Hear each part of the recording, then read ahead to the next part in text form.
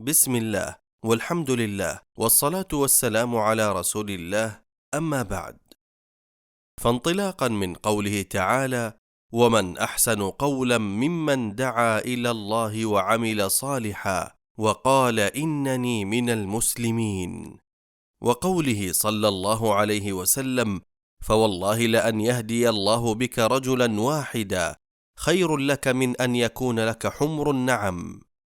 فإن جمعية الدعوة والإرشاد وتوعية الجاليات بتندحة تقدم عدة مشاريع وبرامج للإخوة من الجاليات للدعوة إلى الإسلام من غير المسلمين، وتعليم المسلمين أمور دينهم وتحسين أخلاقهم ومعاملاتهم.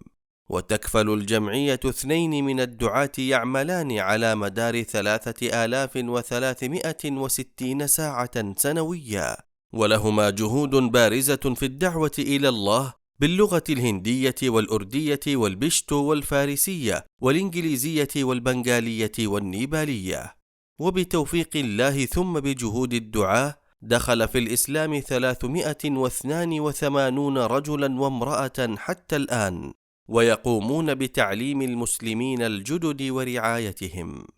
ومن أبرز برامج الجاليات الدعوية والتعليمية الدروس الأسبوعية والشهرية والرمضانية، بلغت بفضل الله 13320 درسا.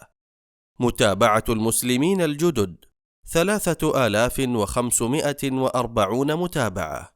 الدورات العلمية 72 دورة. الزيارات الميدانية بلغت 1401 زيارة ميدانية. اللقاءات الدعوية 2900 لقاء. الجولات الدعوية وصل عددها 1642 جولة.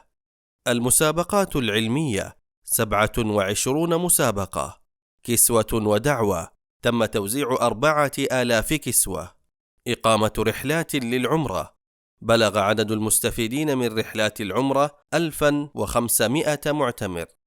توزيع المصاحف تم توزيع 20426 مصحفا.